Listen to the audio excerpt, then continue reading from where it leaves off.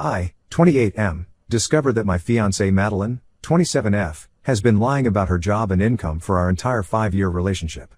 We got engaged 6 months ago, and I thought I knew everything about her. Boy, was I wrong. Madeline and I met at a mutual friend's birthday party. She confidently introduced herself as a marketing executive at a well-known tech company. I was impressed by her career success at such a young age. We hit it off immediately, bonding over our shared love for hiking and indie movies.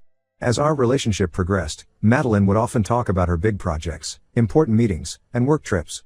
She'd come home late, claiming she had to finish urgent presentations.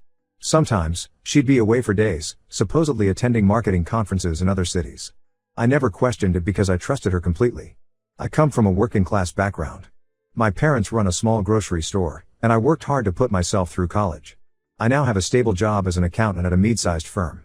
Madeline's supposed high-powered career was something I admired and aspired to. We moved in together after 2 years of dating. We split our rent and expenses 50-50, based on what I thought was her high salary. Madeline always insisted on this arrangement, saying she believed in financial equality in relationships. I thought it was admirable, not realizing I was actually covering most of our living costs. When I proposed 6 months ago, Madeline was overjoyed. We started planning an expensive wedding, thinking we could easily afford it with our combined incomes. Madeline even talked about buying a house in an upscale neighborhood after the wedding. Last week, everything changed. I was helping Madeline's sister Amy, 25F, move into her new apartment. Amy and I have always gotten along well. She's more reserved than Madeline but equally kind. While unpacking a box labeled old photos, I came across several pictures of Madeline working at a small local cafe called The Daily Grind. I asked Amy about it, assuming it was just a part-time job from years ago. Amy looked confused and said, "That's where Madeline still works. She's been a barista there for the last 6 years." I thought Amy was joking at first. I told her that Madeline worked in marketing at a tech company. Amy's eyes widened, and she said, "Oh no, I thought you knew. Madeline's been lying to everyone about her job for years. She even made up fake business cards and a LinkedIn profile. Our parents don't know either." I felt like the ground had disappeared from under my feet. Amy looked horrified, realizing she had just exposed her sister's lie.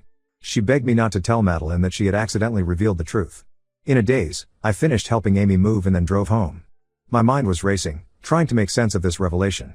Had our entire relationship been built on a lie? When I got home, Madeline was in the kitchen making dinner. She greeted me with a smile, asking how the move went. I couldn't hold it in anymore. I confronted her about what Amy had told me. At first, Madeline tried to deny it. She claimed Amy must be confused or playing a prank. But when I mentioned the photos I had seen, Madeline's face crumpled. She sat down heavily at the kitchen table and started crying. Through her tears, Madeline admitted that she had been lying about her job and income this whole time. She explained that when we first met, she was embarrassed about being just a barista while all her friends had corporate jobs. She lied about having a marketing job, thinking we'd only date for a short time. But as our relationship got serious, she felt trapped in the lie and couldn't find a way to tell the truth. Madeline revealed that she had gone to great lengths to maintain this deception. She had created a fake email account, business cards, and even a website for her fictitious marketing career. When she said she was working late, she was often picking up extra shifts at the cafe. Her business trips were actually visits to her college friend in another city, who was in on the lie and would cover for her. I was stunned by the extent of her deception. I asked about our finances, and Madeline admitted that she had been struggling to keep up with our 50-50 arrangement. She had maxed out several credit cards trying to maintain the illusion of a high-paying job. The implications of her lie began to sink in. Our expensive wedding plans, the house we were going to buy, it was all based on a fantasy. I had been unknowingly supporting us financially for years, thinking we were equals. I told Madeline I needed some time to think and went to stay with my brother. It's been a week now, and I'm still trying to process everything. I don't know if I can trust Madeline again. Our entire relationship feels tainted by this lie. Madeline has been calling and texting nonstop, begging for forgiveness and a chance to explain further. She says she'll tell her parents and friends the truth if I give her another chance. She claims she started taking online marketing courses recently, hoping to turn her lie into reality. But I don't know if I can get past this level of deception. It's not just about the job, it's about the years of elaborate lies, the financial deceit, and the break in trust. I'm questioning everything about our relationship now. Part of me still loves Madeline. We've shared so many good times, and until this revelation, I thought we had a strong, honest relationship. I'm torn between my feelings for her and the sense of betrayal I feel. I'm also worried about the practical aspects. If I break off the engagement, what happens to our shared apartment and the deposits we've already paid for the wedding? How do I explain this to our friends and family? I could use some advice. Am I overreacting? Should I give Madeline another chance to explain herself fully? Or is this lie too big to forgive? How do I even begin to trust her again if I decide to stay in the relationship? I'm lost and confused. Any insights or similar experiences would be greatly appreciated. Update 1. Thank you all for your advice and support on my last post. The past few weeks have been a roller coaster, and I wanted to give you an update on what's happened. After taking some time to think, I decided to hear Madeline out completely. We met at a neutral location, a park near our apartment where we used to have picnics. It felt strange to be there now, with this huge issue between us.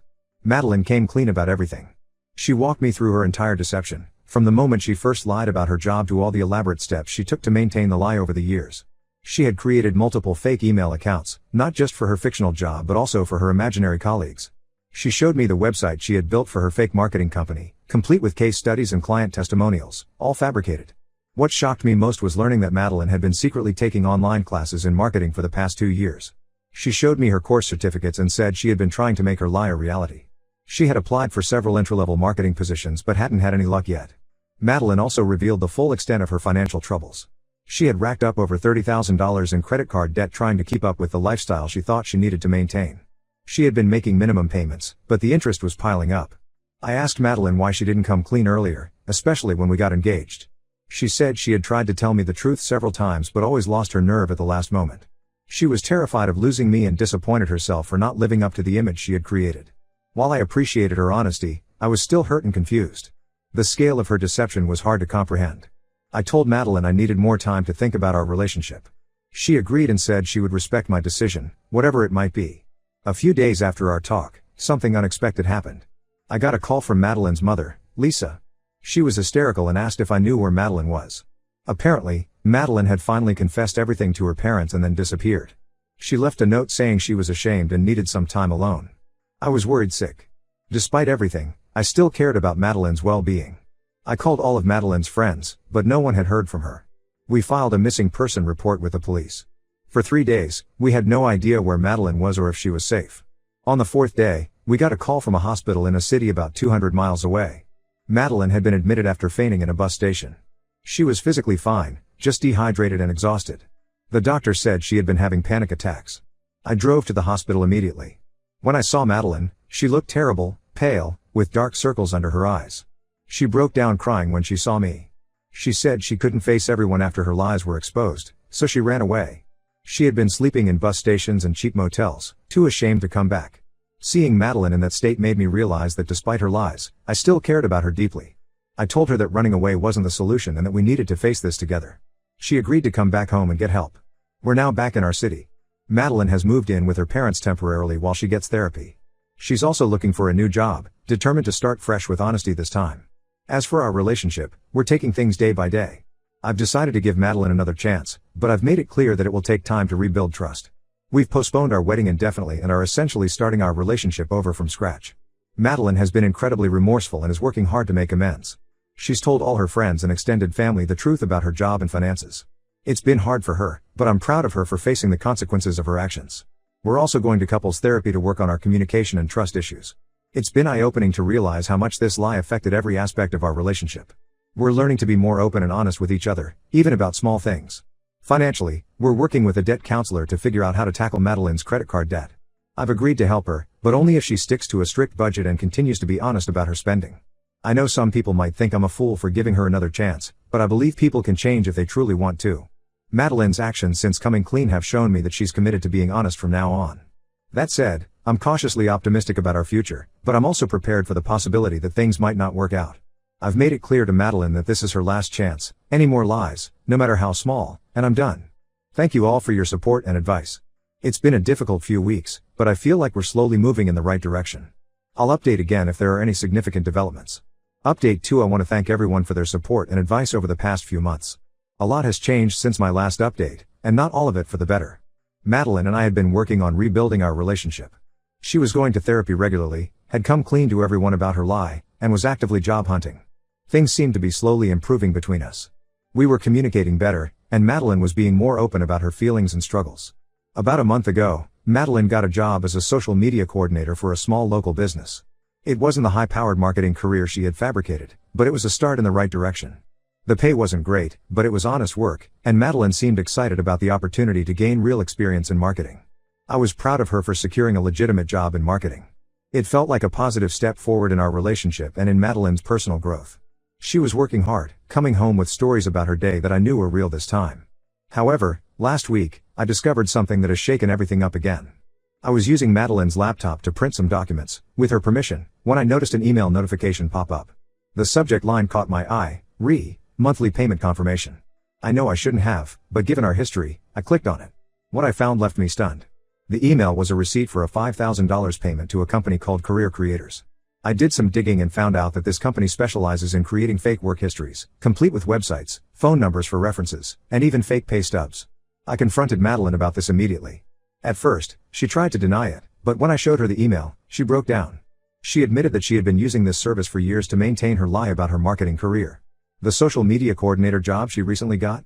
It was real, but she had used the fake work history from Career Creators to get it. Madeline explained that she had been using Career Creators since before we met. When she first signed up for their services, she was desperate and felt stuck in her barista job. She convinced herself it was just a temporary boost to get her foot in the door of the marketing world. Even after coming clean to me and everyone else, Madeline said she couldn't bring herself to delete her fake work history. She was afraid she'd never get a foot in the door in marketing without experience. She swore that now that she had a real marketing job, she was done with the fake history. I was devastated.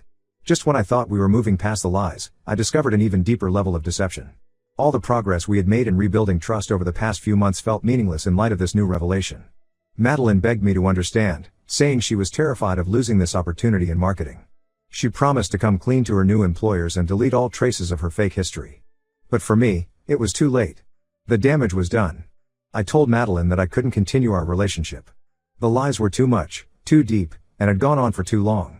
Even if she came clean now, the fact that she had continued to use the fake history after everything we'd been through was something I couldn't get past. Madeline was hysterical, promising to do anything to make it right. But I knew that I would never be able to fully trust her again. Every achievement, every story about work, every new connection she made, I would always wonder if it was based on lies. I moved out of our shared apartment the next day. Madeline's parents, who had been supportive of her after the initial revelation, were shocked and disappointed to learn about this new deception. They've told me they understand my decision to end the relationship. I'm now staying with a friend while I look for a new place. I've called off our engagement for good this time. It hurts, and part of me still loves Madeline, but I know I can never trust her again. The Madeline I fell in love with never really existed. This whole experience has been a harsh lesson in the importance of honesty in relationships. I'm taking some time for myself now, focusing on my own career and personal growth. I'm also planning to get some therapy to work through the trust issues this situation has left me with. Thank you all for your support throughout this difficult time. I hope my story can serve as a cautionary tale about the dangers of living a lie, no matter how small it might seem at first. Update 3. It's been half a year since my last update, and I wanted to share how things have progressed. After ending things with Madeline, I threw myself into my work and personal development. I started seeing a therapist to work through my trust issues, which has been incredibly helpful. We've been exploring why I didn't notice the red flags in my relationship with Madeline and how I can build healthier relationships in the future. I've also picked up some new hobbies. I joined a local hiking group and have been exploring trails in our area every weekend. It's been a great way to clear my head and meet new people. I've also started taking cooking classes, something I always wanted to do but never made time for when I was with Madeline. I've reconnected with old friends I had somewhat neglected during my relationship with Madeline.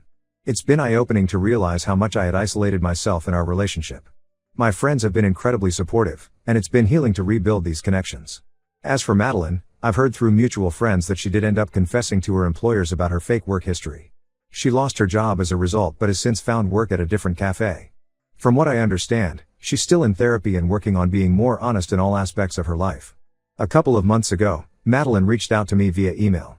She apologized again for everything and said she understood why I couldn't continue our relationship. She thanked me for pushing her to be honest, saying it was painful but ultimately freeing to live authentically. She also mentioned she's focusing on building real skills in marketing through online courses and internships. While I appreciated her email, I made it clear that while I wish her well, I have no interest in rekindling our relationship or even maintaining a friendship. The trust between us is irreparably broken. Madeline respected my wishes and hasn't contacted me since. On a more positive note, I've recently started dating again. I'm taking things very slowly and being upfront about my past experience and the importance of honesty in relationships.